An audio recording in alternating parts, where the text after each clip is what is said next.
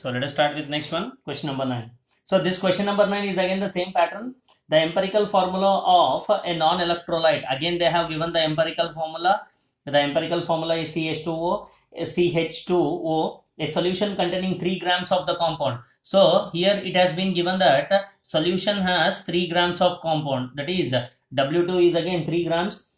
Exerts the osmotic pressure as that of 0.05 molar glucose. So here they have given that the osmotic pressure is exerts the same osmotic pressure. So again they have given that osmotic pressure is same. So we should apply the same logic as we have applied in previous question. So if the osmotic pressure is same, we know that the solution is isotonic in its nature. So we know that for an isotonic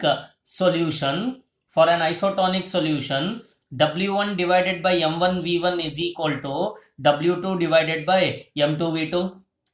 So again here W1 is again referring with what? It is the mass of glucose. So here W1 is nothing but the mass with relevance to what? Glucose. So here the mass with relevance to glucose, we can calculate the mass of the glucose by knowing its concentration, that is 0.05 molar into its molecular mass, which is nothing but 190. Hence the mass of glucose is 9 grams. Again the molecular mass with reference to glucose, we know that it is 180 grams. So it has been given that a solution containing 3 grams of the compound. So here W2 is considered as what? The mass of compound. Here the mass of compound is 3 grams.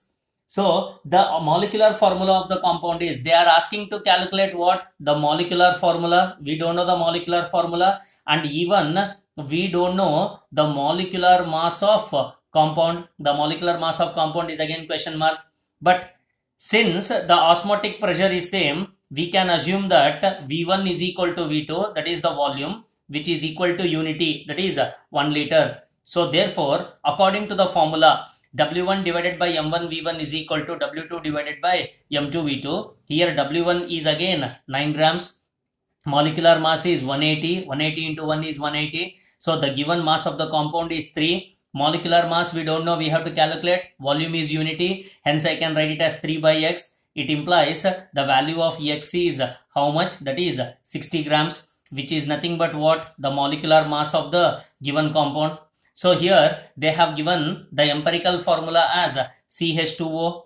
So empirical formula is CH2O. By this, the empirical mass is equal to how much? 30 grams. Hence, I can calculate the number of moles, that is the value of N, which is given by molecular mass divided by empirical mass. Molecular mass is 60. Empirical mass is 30. The value of N is 2. Therefore, molecular formula can be calculated as molecular formula is equal to N into empirical formula. The value of N is 2. Empirical formula is what? CH2O. Hence the formula is C2H4O2. This C2H4O2 is given by what? Option B. Next one. Question number 10. When it comes to question number 10, a solution of two liquids boils at a temperature more than the boiling point of either of them. Hence, the binary solution shows negative deviation from Rolle's law, positive deviation from Rolle's law, no deviation from Rolle's law, positive or negative deviation from Rolle's law, depending upon the composition. Since it is telling that boils at a temperature more than the boiling point of either of them, hence the binary solution shows a negative deviation from Rolle's law, which is given by option A. Because solution will boil, it has been given that the solution is boiling at relatively high temperature.